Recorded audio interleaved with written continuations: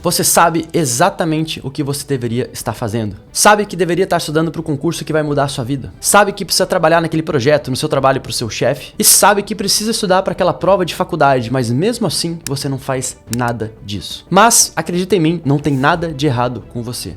O seu cérebro é literalmente projetado para resistir a essas tarefas difíceis. E nesse vídeo eu vou te explicar exatamente como isso funciona e vou te apresentar 3 soluções para corrigir esse problema. A propósito, eu sou o Thomas, primeiro colocado no concurso de auditor fiscal, e há mais de 10 anos que só o que eu faço é pesquisar sobre técnicas e estratégias de estudo para fazer você conquistar a sua aprovação o quanto antes. E nesse vídeo eu vou te mostrar como que você pode parar de lutar com o seu cérebro e finalmente enfrentar as tarefas difíceis que a vida impõe para você. Existe uma distinção fundamental entre as pessoas que resistem às tarefas difíceis e aquelas que enfrentam. Quem tem dificuldade com tarefas difíceis enfrenta sempre muita resistência, enquanto aquelas pessoas que realizam essas tarefas com mais facilidade descobriu o seguinte: a solução é não se esforçar demais para não gastar toda a sua força de vontade. A solução é planejar cada tarefa de uma forma que o seu cérebro não se sinta intimidado em enfrentar elas. Mas como que isso sequer é possível? Bom, primeiramente você precisa entender como que o seu cérebro lida com as situações difíceis. Basicamente existem 2 sistemas para lidar com essas tarefas. O primeiro deles são os gânglios da base, que basicamente controlam todos os movimentos automáticos. Por exemplo, escovar o dente. Quando você escova o dente, você não pensa na quantidade de pressão que você vai colocar na escova, qual é o ângulo que você vai escovar e por onde você vai começar. A não ser que você tenha uma esposa como eu, que é dentista, aí ferrou. Mas a maioria das pessoas faz isso de maneira completamente automática. Isso significa que isso não exige uma tomada de decisão consciente. Você simplesmente liga o automático e sai escovando o dente. Da mesma forma, dirigir um carro, para você que já dirige há mais tempo, é uma coisa também completamente automática e sem esforço. Agora, aprender a dirigir um carro é uma situação completamente diferente, que exige dezenas de decisões conscientes, por isso que é muito estressante no começo. E isso nos leva ao segundo sistema, o córtex pré-frontal, que está basicamente localizado aqui atrás da nossa testa. Essencialmente, o córtex pré-frontal é responsável por todas as ações que exigem tomada de decisão e esforço conscientes. Por exemplo, quando você está escrevendo uma redação,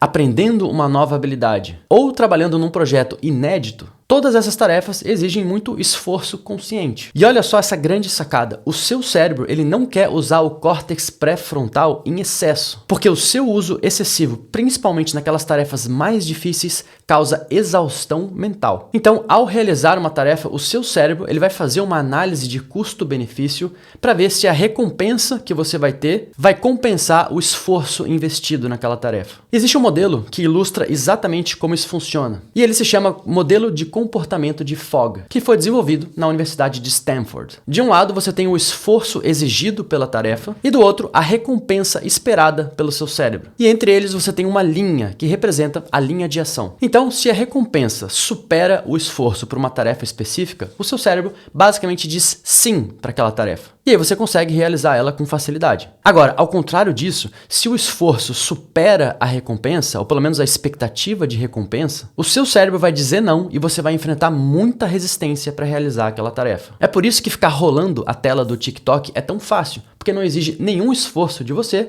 e você tem recompensas bombando a todo instante. Agora, se você fosse estudar um livro para concurso ou um curso em PDF para concurso, por exemplo, isso exigiria bastante esforço de você e a recompensa seria a longo prazo, porque você não iria sentir imediatamente o benefício da leitura. Por isso que pessoas que conseguem ter e manter o benefício da leitura, que é um hábito tão importante para o desenvolvimento pessoal e profissional, está se tornando tão raro. E a grande questão aqui é a seguinte: não é fácil controlar exatamente a quantidade de recompensa que uma tarefa vai te proporcionar, mas você pode controlar com facilidade o esforço necessário quando você projeta as suas tarefas de forma inteligente. Então, presta atenção, a primeira coisa que você vai fazer é definir o tamanho da tarefa. Ou seja, você precisa subdividir a tarefa em etapas para que cada uma dessas etapas pareça bem pequena e facilmente alcançável. Por exemplo, quando eu estava com receio ou com medo de fazer alguma coisa, eu criava uma longa lista de pequenos passos que eu tinha que executar para concluir uma determinada tarefa. Por exemplo, eu lembro até hoje, da primeira vez que eu fui praticar discursivas para concurso. Eu tava com medo, parecia um negócio muito grande, muito assustador. Então, basicamente, eu criei uma lista de passos que eu tinha que seguir. Primeiro passo, pegar uma folha de papel e uma caneta. Segundo passo, ler o enunciado da discursiva com atenção. Terceiro passo, fazer um brainstorm de 5 minutos e colocar aquelas ideias no papel. Quarto passo, tentar determinar o número de parágrafos pelos quais eu ia distribuir as ideias geradas no brainstorm e assim por diante. Eu sei que isso parece muito simplista, mas pensa por um momento nos videogames. Se tem uma galera que entende a psicologia humana melhor do que qualquer psicólogo que você vai ver por aí, são os desenvolvedores de videogames. Eles não vão colocar você para lutar contra um chefe sinistro e difícil logo no primeiro momento que você está jogando. Eles vão dividir o jogo inteiro em pequenas partes completamente alcançáveis, ou seja, em níveis menores e muito mais fáceis de alcançar. E aí, a cada nível concluído, você sente aquela sensação de realização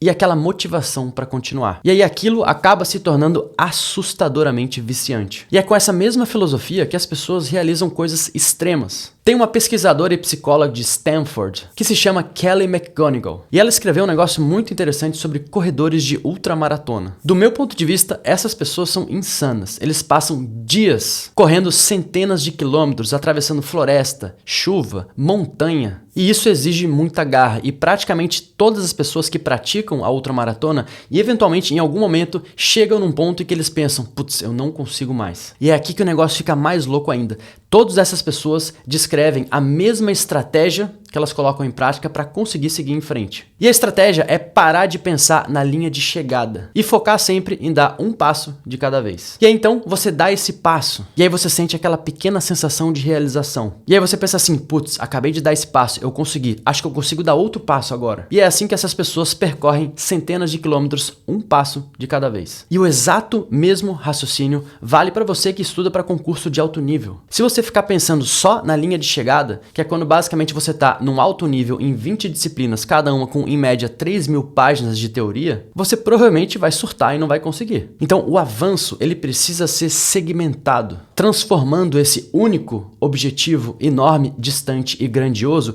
em centenas de micro-objetivos que, analisados individualmente, são facilmente alcançáveis. Então quando eu estudava para concurso, eu não tinha um único grande objetivo de ser aprovado. Eu tinha centenas de pequenos objetivos para cumprir a cada dia e cada dia eu olhava para esse objetivo bem menor e sentia que aquilo estava totalmente ao meu controle e era muito mais fácil conquistar um passo de cada vez. E a segunda coisa que você pode planejar é como que essa tarefa será sentida por você. Se ela vai parecer uma obrigação ou uma escolha. Pensa na diferença entre essas duas frases. A primeira delas é eu preciso concluir esse projeto. E a segunda é eu escolho concluir esse projeto. Mesmo que a tarefa seja exatamente a mesma e exija exatamente o mesmo esforço de você, as duas são sentidas de maneira completamente diferente. Quando você sente que alguma coisa é uma escolha sua, você se envolve muito mais profundamente com esse projeto, persiste por muito mais tempo e acaba gostando muito mais. Mas quando você sente que você é forçado a fazer alguma coisa, o seu cérebro cria resistência. Então quando você pensa, eu tenho que escrever uma redação,